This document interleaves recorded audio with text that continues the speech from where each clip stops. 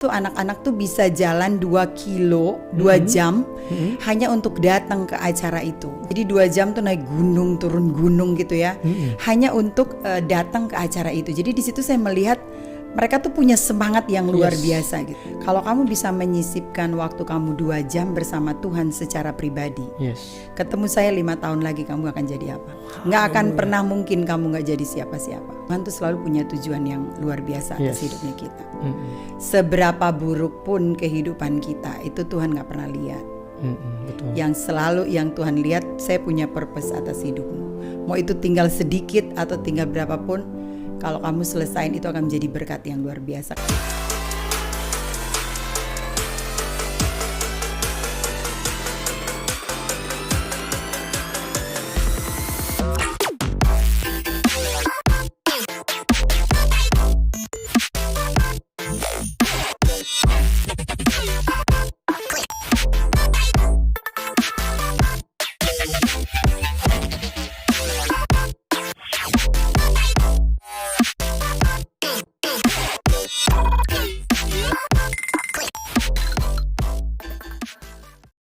Shalom mitra misioner. Misi Kita TV adalah wadah dan sarana untuk mengajak, mengedukasi, memotivasi dan menginspirasi serta memobilisasi umat Tuhan supaya terlibat aktif dalam pelayanan misi dan menyebarkan kasih dan terang bagi bangsa-bangsa supaya keselamatan yang daripada Tuhan sampai ke ujung bumi. Misi Kita TV, misi kita semua. Saya Tommy Ringo. Dan saat ini kita akan berbincang-bincang dengan tamu dan narasumber kita yang istimewa, yaitu Ibu Sandra Wulur. Baik, selamat malam Ibu Sandra. Selamat malam Pak Tommy. Terima kasih banyak loh Ibu sudah hadir di studio Misi Kita TV. Sama-sama, terima kasih. Tapi ngomong udah lama kita tidak ketemu Ibu. Iya, udah lama banget ya Pak. Gimana kabarnya sekarang Ibu? Puji Tuhan, baik. Bisnisnya bagaimana Ibu sekarang nih bisnisnya? Puji Ibu? Tuhan lancar semuanya. Lancar Ibu ya. Iya, bisnis apa aja sekarang nih Ibu? Iya, sekarang sih bisnis yang saya lagi kerjain itu ada restoran. Dan saya buat baju juga linen. Dan saya juga masih menjalankan bisnis asuransi di Allianz. Oh, di Allianz. Wah, luar biasa. Nah, kalau restorannya di mana nih Ibu Sandra? Restorannya di Kuningan, Pak. Di Kuningan, Epi Walk, ya, di gedung Epi Walk. Iya, siapa tahu Manado. nanti. Iya, nanti mampir, dari pemirsa mungkin ada yang kepingin mampir makan masakan Manado ya, Ibu Sandra kan? Rempah Manado. Iya, jadi bisa ke Epi Walk ya. Di ground floor. Di ground floor. Mantap Ibu. Nah itu yang satu ya, bisnis yang satu ya. Ya, nah, yang bajunya juga di situ juga. Oh, Pak. Di situ juga. Sudah berapa lama Ibu bisnis restoran dan juga linen tadi itu? Kalau restoran itu sudah sekitar 9 tahun. Udah mau 10 tahun. Kalau baju itu udah hampir 3 tahun. Wah, luar biasa Ibu ya. Ditambah lagi tadi. Kalau asuransi sudah lama Pak. Kayaknya asuransi kita sudah 20-an tahun lebih. 20-an tahun lebih. Iya. Iya. Nah, gimana sih Ibu Sandra membagi waktu Ibu untuk terlibat aktif dalam pelayanan misi? Ini kan luar biasa sibuknya kan, wanita karir, ibu rumah tangga, ibu dari anak-anak, memiliki beberapa usaha, bukan hanya restoran tapi juga linen, ternyata juga di asuransi. Nah, bagaimana cara Ibu Sandra membagi waktunya ini supaya bisa ikut terlibat aktif dalam pelayanan misi? Jadi sebenarnya ada satu rahasia yang mungkin saya buka sekarang. Jadi dari dulu waktu saya masih di asuransi, Ibu. Kan kita memang waktunya sangat fleksibel kerjanya kan, nggak kayak orang dari pagi sampai sore. Jadi waktu itu tuh kan karena waktunya fleksibel, jadi saya selalu dari dulu tuh memang saya pengen banget pelayanan ya. Dari dulu tuh karena memang mungkin dari kecil sekolah minggu, ikut pas Jakarta juga persekutuan dan segala. Jadi memang terus saya cari gitu ya. Jadi waktu itu saya selalu berdoa, Tuhan saya pengen bisnis dong. Karena saya kepengen suatu saat waktu saya leluasa. Karena kan kalau orang bisnis kan begitu ya? Kita bisa pergi, kita bisa tinggalin bisnis kita tetap jalan, tapi kita bisa pergi melakukan sesuatu. Jadi sebenarnya Itu yang dari dulu saya minta dan Minta puji sama Tuhan Tuhan. 10 tahun yang lalu Oh gitu Bu. saya punya bisnis sendiri. Jadi memang karena punya bisnis sendiri, ketika Ya lebih leluasa lagi. lebih leluasa lagi ya. Untuk pergi kan bisa terserah dong Pak. Iya ya. Iya, kalau kita mau pergi kemana aja kan nggak ada yang nggak boleh, nggak bisa izin kan nggak bisa. Jadi seperti itu sih sebenarnya. Nah kalau melakukan perjalanan misi begitu Ibu Sandra, ini berbiaya sendiri atau bagaimana Ibu? Selama ini sih kita biaya sendiri ya, kemana aja ya kita udah hampir banyak kota di Indonesia kayaknya sudah ya kita melakukan perjalanan misi. Jadi semuanya sih biaya sendiri. Dan kadang-kadang juga ada beberapa teman yang support dalam perjalanan. Karena kan kadang-kadang kita melakukan banyak hal di satu tempat. Jadi saya cuman percaya pada saat kita berjalan melakukan pekerjaan Tuhan semua sih tersedia. Bahkan Tuhan kasih lebih. Amin, amin, amin. Amin. Wah luar biasa Bu ya. Amin. Nah, tapi kira-kira pernah nggak Ibu terjadi miskomunikasi dengan suami Bu? Karena kan ini kan berbiaya sendiri, harus pergi beberapa hari begitu, Ibu Sandra. Selama ini sih enggak ya, karena memang saya ketemu suami saya juga, dia udah tahu kita dari dulu sebelum menikah pun sebenarnya sering melakukan pelayanan pergi dan segala macam, sering sih. Jadi sebenarnya udah tahu. Udah tahu ya. Karena sebelum menikah pun kita sudah pergi pelayanan misi. Pelayanan. Ya. Wah luar biasa Bu ya. Nah awalnya Ibu terlibat dalam pelayanan misi ini gimana sih Bu awalnya? Jadi sih sebenarnya memang kita kan ada bersama-sama dulu persekutuan doa. Jadi dari situlah tiba-tiba kita pelayanan misi ke daerah. Nah setelah itu saya juga ada terlibat dengan satu kelompok, kita doa dan kita sering juga pergi di beberapa kota di Indonesia bahkan di luar juga. Terus saya juga dengan keponakan saya juga, kita juga pergi udah di beberapa tempat yang kita lakuin misi yang Tuhan suruh gitu. Jadi di situ saya mengerti bahwa saya suka sekali sih kalau pergi tuh karena saya tuh bisa melihat sesuatu langsung. Karena buat saya tuh Tuhan suka memberikan ide-ide tuh, tapi kan kita mesti lihat langsung. Lihat langsung. Dan di situ kita bisa juga selalu kalau kita melakukan misi, saya tuh selalu punya berkat yang banyak. Kenapa? Karena kita bisa bersyukur dengan kehidupan kita. Amin. Kita bisa melihat sesuatu dari hidup kita dengan apa yang kita bisa syukuri. Karena ternyata kalau kita ngeluh, banyak orang yang jauh lebih banyak punya masalah dan segala keterbatasan. Dan saya juga suka banget sih memang kalau ke daerah. Kenapa? Karena kan memang saya juga dari daerah, saya dari keluarga yang biasa-biasa banget. Karena saya suka melihat bahwa orang-orang daerah itu suka punya punya kekuatan yang besar, tapi banyak kan mereka nggak punya dream. Nggak punya dream. Yes, makanya saya suka sekali sharing di daerah-daerah kecil untuk mereka tuh punya dream, untuk mereka dekat sama Tuhan. Karena saya tahu, saya percaya sekali, waktu dia dekat dengan Tuhan, Tuhan akan membukakan banyak hal dalam hidup mereka, dan mungkin suatu saat mereka akan menjadi orang-orang yang luar biasa di bangsa ini. Jadi saya suka sekali kalau ke daerah, dan saya suka sekali ke daerah-daerah kecil karena saya bisa bagi pengalaman saya sendiri. Ke mereka Pengalaman saya pribadi kepada mereka, sehingga itu bisa menginspirasi mereka, sehingga suatu saat mungkin mereka akan menjadi orang-orang hebat. Amin. Orang-orang yang menjadi berkat buat banyak orang. Amin. Ya sebenarnya itu sih yang salah satu Pak yang menjadi kerinduan, karena kan saya dari situ. Iya. Dan apa yang pernah orang tolong ke kita, sometimes itu Tuhan kasih untuk kita lakukan pada saat kita sudah bisa melakukan hal itu. Amin. Nah saya dengar tadi kalau pergi harus melihat, terjun ke lapangan, mendapatkan ide. Nah ada nggak contohnya Ibu, ide apa tuh biasanya Ibu dapatkan kalau pergi ke daerah-daerah begitu Bu? Jadi sebenarnya ada banyak dream yang saya tulis ya. Ada banyak hal yang sudah mulai terjadi, ada yang belum.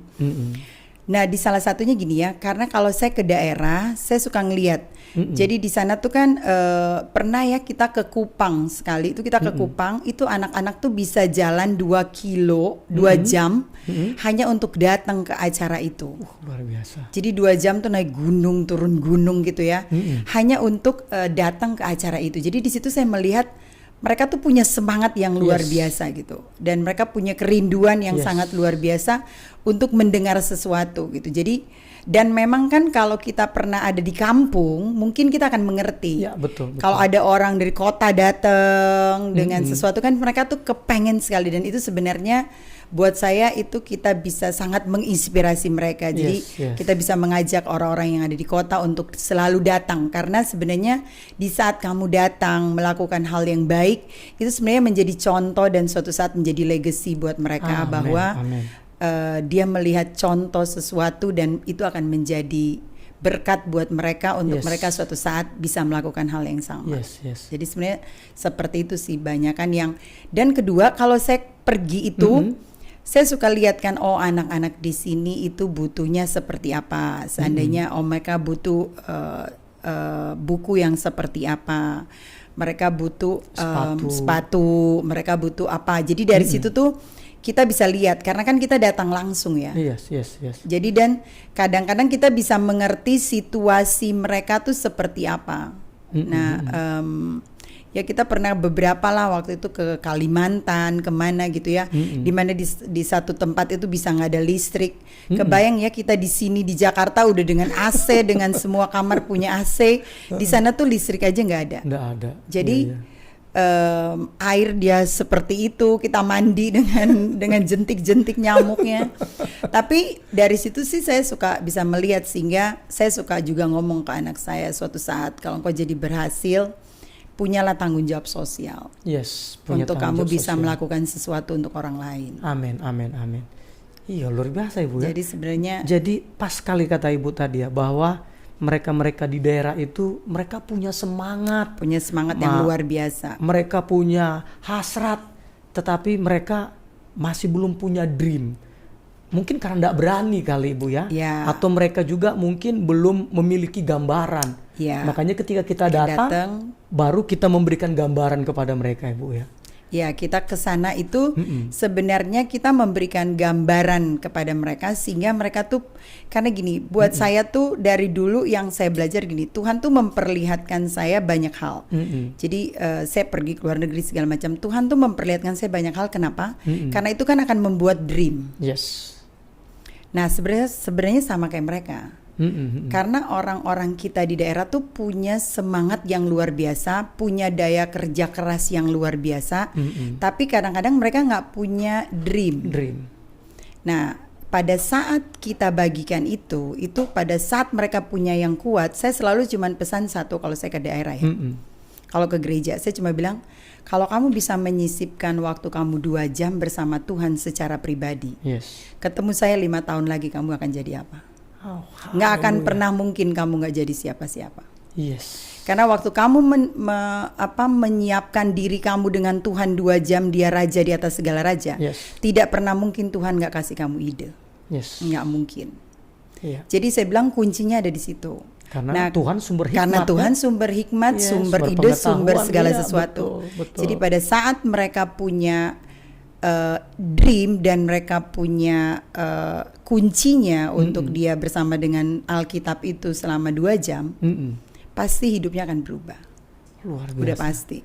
Nah, kalau menurut penilaian Ibu Sandra, kenapa mereka tidak punya dream? Apa memang karena mereka tidak berani, atau memang karena belum ada orang yang mengajarkannya kepada mereka? Ya seperti itu, kadang-kadang kan nggak ada orang yang sampaikan, pertama, dan kedua itu karena gini Pak, ini sebenarnya pengalaman saya pribadi. Ya, monggo. Jadi waktu saya selalu memberikan diri saya bersama dengan Alkitab, maksudnya bersama Tuhan, saya banyak waktu sendiri. Selalu saya dapat ide tuh di saat itu, karena saya juga saya cuma sekolah perawat. Tapi kalau sekarang Tuhan percayain saya restoran, saya juga amazing karena saya nggak pernah sekolah di hal itu, dan saya melihat banyak hal gitu, dan saya tahu masih ke depan banyak hal yang saya masih mau kerjakan gitu ya. Tapi yang saya lihat bahwa memang pada saat kita dekat dengan Tuhan, pada saat kita pelajari yang namanya yang Tuhan mau selama kita di dunia, dan kita sangat mengerti anak muda purpose-nya dia, kenapa dia ada di dunia ini. Kalau dia sangat mengerti itu akan kuat sekali, dan pasti dia akan berpengaruh. Amin, amin. Dia amin. akan menjadi seseorang yang akan berpengaruh di bidangnya dia ya. Karena kita semua punya panggilan yang berbeda-beda. Iya. Kita semua punya purpose yang berbeda-beda. Berbeda. Jadi kita cuma melakukan apa yang menjadi purpose-nya kita. Jadi itu sih sebenarnya yang saya lihat. Makanya saya paling suka kalau ke penjara. Saya suka ke pelayanan penjara juga, saya sudah keliling. Saya pelayanan ke daerah juga saya udah keliling. Dan saya paling suka memang kalau ngomong di anak muda. Karena saya pikirkan mereka yang paling bisa kita lepaskan benih itu gitu. Mereka masa depan gereja, Ya. masa depan gereja, masa depan bangsa. Ya, karena kan jadi gini ya, saya cerita ya, waktu itu kita pernah pergi saya dengan keponakan saya, kita ke Palu. Jadi Tuhan suruh ke Palu, kita nggak tahu mau kemana, tapi itulah caranya ya, kita ditemuin di sini. Sampai suatu saat ada satu gereja itu panggil kita ke tempat itu. Dan saya sharing seperti biasa, saya sharing keponakan saya doa. Nah waktu doa tuh Tuhan suruh bilang sama dia, panggil anak muda, tumpangkan tangan kepada mereka. Jadi waktu dia panggil dan dia tumpang tangan, ada satu anak itu nangis sesukuan gitu. Ternyata anak ini udah mau bunuh diri. Jadi anak ini tuh cuma bilang, kalau ada hamba Tuhan datang dan menumpangkan tangan, dia tahu bahwa Tuhan itu ada. Jadi saya begini, kadang-kadang kita disuruh tanda seperti itu ya. Kita disuruh Tuhan jauh banget pergi ke Palu sampai ke pelosok hanya untuk menjawab satu pertanyaan anak ini ya, jawaban. Nah itulah sebenarnya di situ yang saya belajar betapa Tuhan sangat mengasihi anak-anaknya. Sampai kadang-kadang permintaannya dia, Tuhan mesti suruh kita sampai ke sana. Jadi di situ saya ngelihat bahwa semua kita tuh spesial di mata Tuhan. Jadi tidak ada satu manusia pun yang tidak spesial di mata Tuhan. Jadi semua kita itu spesial. Jadi di situ saya belajar karena beberapa kali Tuhan bilang, nak, karena kamu kadang-kadang nggak pernah tahu. Kamu melakukan hal yang kecil, tapi kamu nggak pernah tahu itu berdampak luar biasa kepada orang itu.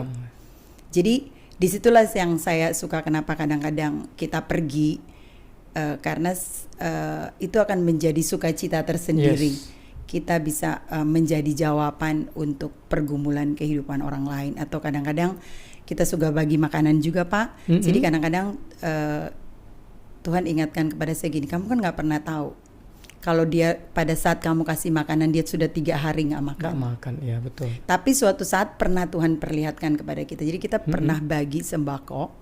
Teman saya gini, saya mau pergi ke situ mau doain orang itu, tahu nggak Pak? Jadi kita nggak pernah kepikir satu keluarga ini udah berapa hari nggak makan. Jadi waktu kita datang dengan sembako dan makan itu, mereka sambil nangis dan dia bilang, nah ini kita dapat makanan karena mereka ternyata sudah lebih hampir 2 hari nggak makan. Nah di situ kadang-kadang disitulah saya mengerti, makanya perlunya kita punya tanggung jawab sosial atau tanggung jawab dalam pelayanan misi. Kita melakukan sesuatu karena kita nggak pernah tahu kan. Ada orang yang sangat-sangat membutuhkan. Jadi Tuhan bilang jangan pernah berpikir kamu melakukan hal kecil. Karena kadang-kadang kamu nggak tahu dampak satu orang itu bisa aja dia dipakai Tuhan suatu saat luar biasa, atau bisa aja dia menjadi suatu saat pengusaha yang luar biasa dan dia bisa menjadi berkat buat banyak orang, kan kita nggak pernah tahu.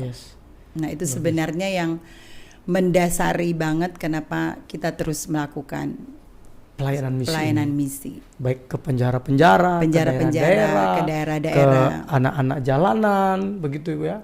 Karena kan kalau di penjara selalu saya cuma bilang Tuhan tuh selalu punya tujuan yang luar biasa atas hidupnya kita. Seberapa buruk pun kehidupan kita, itu Tuhan nggak pernah lihat. Betul. Yang selalu yang Tuhan lihat, saya punya purpose atas hidupmu. Mau itu tinggal sedikit atau tinggal berapapun, kalau kamu selesain itu akan menjadi berkat yang luar biasa. Kadang-kadang saya bilang mungkin yang di penjara tuh, karena saya udah ke Nusa Kambangan juga, itu kan banyak yang seumur hidup juga. Jadi ya bisa aja dia tidak punya kesempatan. Tapi saya bilang kalau Bapak berdoa, suatu saat mungkin anak Bapak akan menjadi orang yang luar biasa. Amin. Ya mungkin Bapak gak bisa melakukan sesuatu, tapi di saat-saat seperti ini Bapak bisa datang dengan Tuhan dan Bapak bisa berdoa untuk anak Bapak. karena mungkin mereka akan menjadi generasi yang luar biasa Yes. dan menyaksikan betapa mereka diberkati walaupun orang tuanya ada di penjara. Yes, Jadi yes. banyak hal sebenarnya yang kita bisa lakukan kemanapun kita pergi. Jadi Amin, makanya amin. saya suka sekali sebenarnya karena pergi ke tempat-tempat begitu, saya pergi bagi makanan, saya lihat, aduh orang cuma tinggal di tempat seperti itu. Mereka bisa bersuka cita. Nah gimana kita? Kalau kita masih mengeluh kan berarti kata Tuhan, nak, Iya. kamu udah tinggal, kamu sudah punya banyak hal, kamu masih mengeluh. Kamu lihat Iya. mereka. Nah di situ saya banyak belajar. Sampai seperti ada lagu terlalu. Terlalu Pak. Sudah dikasih semuanya masih juga ngeluh. Nah sebenarnya Iya, seperti iya. itu. Oh iya Ibu Sandra, ada enggak Ibu kesaksian dari orang-orang yang ketika Ibu layani di daerah, mereka dulunya tidak punya dream, akhirnya punya dream? Mau Ibu, ada enggak? Ada juga yang pernah dulu saya pergi, dia juga cerita tentang anaknya. Tapi kan banyak kan juga kan kita juga udah nggak kesana ya. Jadi saya juga nggak dengar langsung juga kadang-kadang ada daerah-daerah tertentu kan kita nggak balik lagi Pak. Tapi buat saya tahu dengan pasti mungkin suatu saat kita akan Yes. mendengar cerita tentang itu. Iya, iya. Nah tapi tadi saya dengar tadi katanya ada yang di Gunung Kidul itu gimana tuh Bu? Ya jadi sebenarnya kan kita pergi tuh saya udah lama, jadi saya tetap hubungan sama pendetanya dan saya suka kasih banyak buku-buku juga. Kita juga punya kesempatan nyumbang, kita kasih, dan suatu saat bapaknya juga ngomong, oh iya anaknya udah lulus, udah mulai kuliah dan haleluya. terus ya jadi puji Tuhan ternyata dari dulu kan waktu anaknya masih kecil dan anak saya juga masih kecil dan sekarang kan semua udah pada kuliah dan udah pada mau selesai. Wih, luar biasa Ibu ya. Jadi selalu ada dampak ketika kita pergi melakukan perjalanan misi Bu ya. Ya pasti Pak. Iya ya, luar biasa. Nah mungkin ada enggak pengalaman yang paling berkesan selama Ibu melakukan pelayanan misi? Karena saya kurang tahu, tadi saya dapat informasi katanya pernah mandi, ketika mandi ternyata airnya Ada jentik-jentiknya. Yoi. Itu di mana waktu itu Bu? Itu di Kalimantan Pak. Oh, Udah gitu iya, kita mesti naik perahu, nggak ada listrik, tidur di lantai. Berapa lama naik perahu? Perahu maksudnya Yang kelotok perahu kali ya? ya, karena kan dia kan di pedalamannya Kalimantan kan ngelewatin sungainya seperti itu. Jadi banyak sih Pak, karena kan pengalamannya kan ke desa-desa Iya. Jadi kita bisa ngelihat kehidupan mereka. Kita juga bisa satu tempat yang kita sampai tahu, oh ini ada sekolah, gurunya datang cuma 1 jam ngajarin anaknya karena kan di daerah terpencil sekali. Jadi juga kita nggak tahu sampai seberapa banyak. Jadi memang sebenarnya banyak hal yang bisa dilakukan ya. Orang-orang tuh bisa banyak lah pergi ke daerah untuk bisa ngelihat sehingga bisa punya beban untuk melakukan sesuatu. Iya Bu ya. Karena seperti Ibu sebutkan di awal-awal tadi bahwa kadangkala memang Tuhan mengutus kita untuk 1-2 orang kadangkala Ibu ya. Seperti Yesus, dia bisa melalui jalan lain tapi dia memilih jalan Gedara. Ternyata karena ada orang yang mau dilepaskan di situ Ibu ya. Ya, jadi memang seperti itulah. Makanya kan kalau Tuhan suruh pergi ya kita mesti pergi. Kadang-kadang kita jangan memikirkan jumlah. Kadang-kadang mungkin 1-2 orang itu suatu saat kita akan mengerti. Ternyata orang itu yang suatu saat berdampak yang kita nggak pernah mengerti. Jadi sebenarnya sehingga disitulah yang menjadi sukacita kita melakukan segala sesuatu, karena saya tahu dengan pasti bahwa ada bagian kita, nanti ada bagian orang lain. Jadi pernah waktu kita doa tuh Tuhan perlihatkan kayak jalur kayak kita lari maraton. Jadi ada saatnya ada saatnya kan kita harus lepasin kepada orang yang selanjutnya.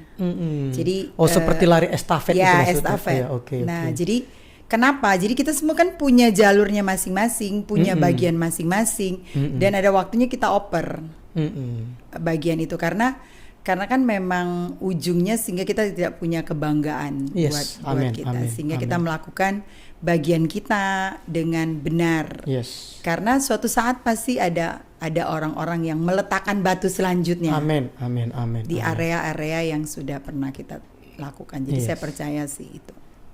Karena memang biasanya visi dari Tuhan itu tidak biasanya kan tidak dapat diselesaikan oleh satu orang Ibu ya. Ya. Nah, biasanya berlanjut Berlanjut. Iya, Jadi iya. Tuhan tuh sudah menyiapkan Yes. seseorang, kan kalau kita baca Alkitab kan Iya. selalu begitu kan Pak. Iya. Di sini Tuhan siapin siapa, di Siapa, sini Tuhan ya. siapin siapa. Iya, dari Jadi seperti itulah sebenarnya Iya, dari Elia ke perjalanan. Elisa Ya. gitu ya.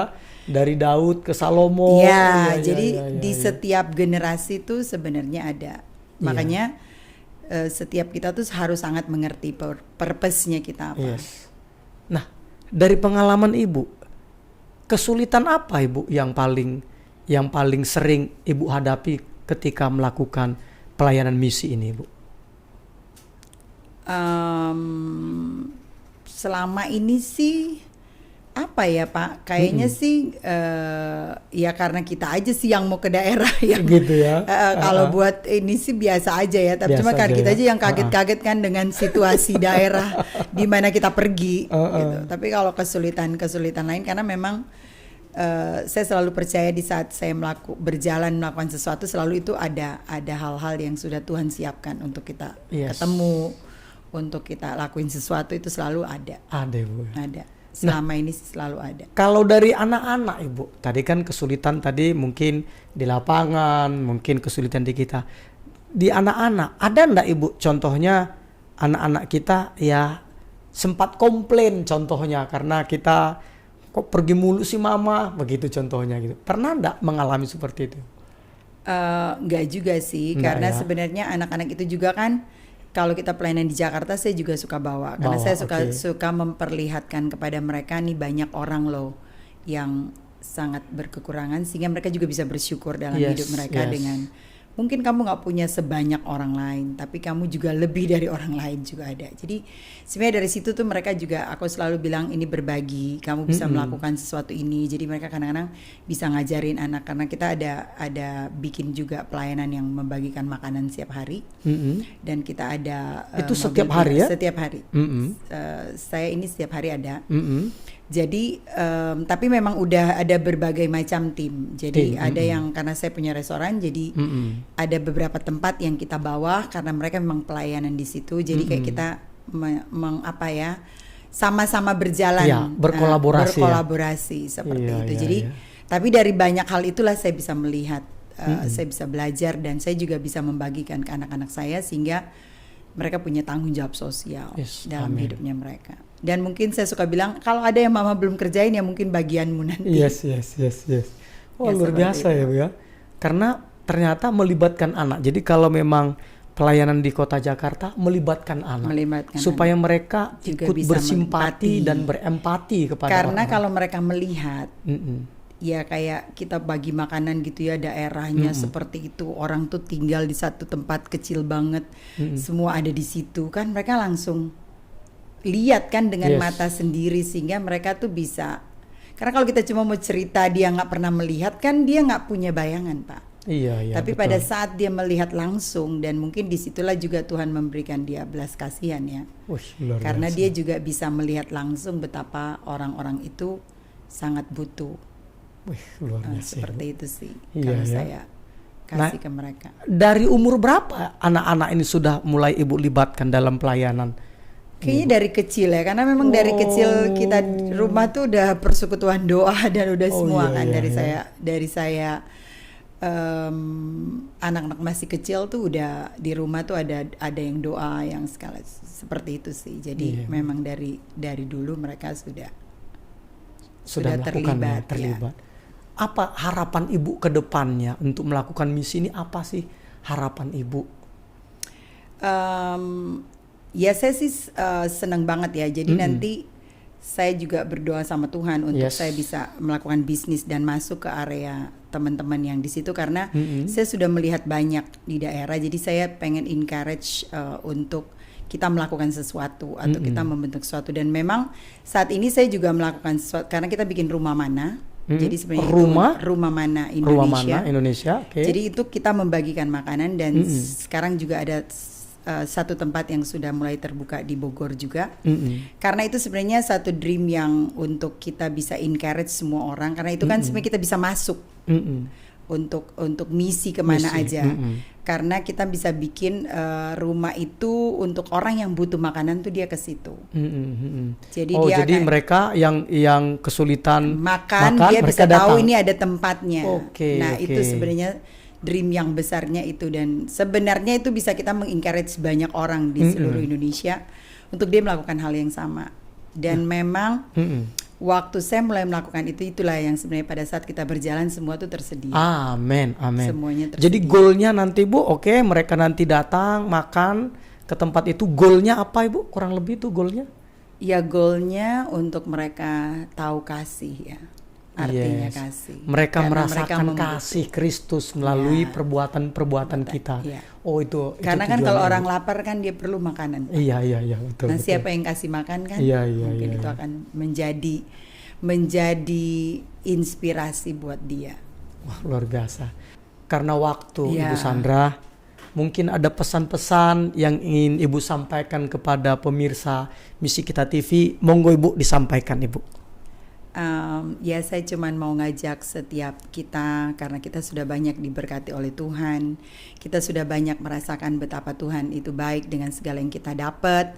Ya, saya cuma mengajak untuk kita bisa berbagi, kita bisa pergi misi, kita bisa melihat kebutuhan banyak orang, dan kita bisa menjadi jawaban untuk apa yang mereka butuhkan. Karena saya percaya apapun yang kita lakukan, sekecil apapun, itu akan sangat berarti untuk kehidupan orang lain, dan mungkin itu akan menjadi story yang suatu saat kita akan mengerti, dia akan mengerti sesuatu karena kita datang untuk menjadi berkat buat mereka. Tuhan Yesus memberkati. Wow, luar biasa Ibu Sandra. Terima kasih Pak. Pemirsa Misi Kita TV, dari bincang-bincang kita dengan Ibu Sandra Wulur, kita mendapatkan beberapa poin penting yang perlu kita garis bawahi. Yang pertama adalah ketika kita pergi ke daerah-daerah, orang-orang di daerah-daerah tersebut, mereka punya semangat, mereka punya kerinduan, tetapi mereka tidak berani atau tidak punya dream. Tetapi ketika kita datang, memperlengkapi mereka, menceritakan kisah-kisah kita kepada mereka, dan akhirnya itu menginspirasi orang-orang di daerah, dan mereka akhirnya menjadi orang-orang yang memiliki dream, orang-orang yang memiliki impian, dan tidak jarang akhirnya mereka sampai ke kota besar, kuliah di kota besar, bahkan ada sampai yang tinggal di negara lain, di Jepang. Karena apa? Karena datangnya orang-orang kota untuk mengunjungi, memotivasi, menginspirasi mereka, itu membuat mereka berani bermimpi. Jadi artinya apa? Kehadiran kita tidak akan pernah sia-sia ketika kita melakukan tulus ikhlas untuk hormat kemuliaan nama Tuhan. Dan juga dari apa yang disampaikan oleh Ibu Sandra Wulur, kita juga mendapatkan poin penting bahwa ketika kita melakukan pelayanan misi, bukan saja kita menjadi berkat bagi mereka, mereka menjadi berkat bagi kita, tetapi kita juga mendapatkan ide-ide, kita mendapatkan pewahyuan-pewahyuan yang baru, sehingga kita dapat kita terapkan di dalam kehidupan kita, di dalam bisnis kita, maupun di dalam jaringan-jaringan kita berikutnya. Ketika apa? Ketika kita melakukannya dengan tulus ikhlas, Tuhan akan berikan ide-ide segar kepada kita. Dan pelajaran berikutnya dari Ibu Sandra Wulur, bahwa ketika pelayanan misinya dilakukan di kota-kota besar, khususnya di Jakarta, anak-anaknya dari usia dini telah dilibatkan secara aktif untuk terlibat dalam pelayanan misi, yaitu melihat, membagi langsung kepada orang-orang yang membutuhkan bantuan. Dan itu membuat anak-anak Ibu Sandra, mereka memiliki simpati, empati, memiliki rasa tanggung jawab sosial kepada orang-orang di sekelilingnya. Nah, kita pun juga dapat melakukan itu. Kita bisa mengajak anak-anak kita untuk terlibat aktif di dalam pelayanan misi. Dan apabila Bapak Ibu Saudara belum tahu gimana caranya, dapat menghubungi Misi Kita TV. Karena Misi Kita TV ini adalah ada banyak organisasi yang berkolaborasi dengan kita. Salah satunya tadi dengan Ibu Sandra Wulur, ada Rumah Mana Indonesia. Rumah Mana Indonesia. Jadi ada. Jadi mau di bidang apa? Ada. Bidang anak-anak ada. Bidang yang lain ada. Kita mau berkolaborasi untuk hormat kemuliaan nama Tuhan Yesus. Akhir kata, kami mengajak Bapak Ibu, orang-orang muda untuk terlibat secara aktif di pelayanan misi. Karena misi kita TV adalah misi kita semua. Sekali lagi saya ucapkan kepada Ibu Sandra Wulur, terima kasih banyak Ibu. Terima kasih Pak untuk Tommy. waktunya, Sama-sama. untuk ilmunya sudah dibagi bersama dengan kita. Amin. Tuhan Yesus berkati Bu Terima ya. kasih Pak, Tuhan Iya. Yesus memberkati. Kita sapa pemirsa Mitra Kita TV Bu ya. Oke, shalom semuanya. Shalom semuanya. Tuhan Yesus Kristus Tuhan berkati. Yesus memberkati.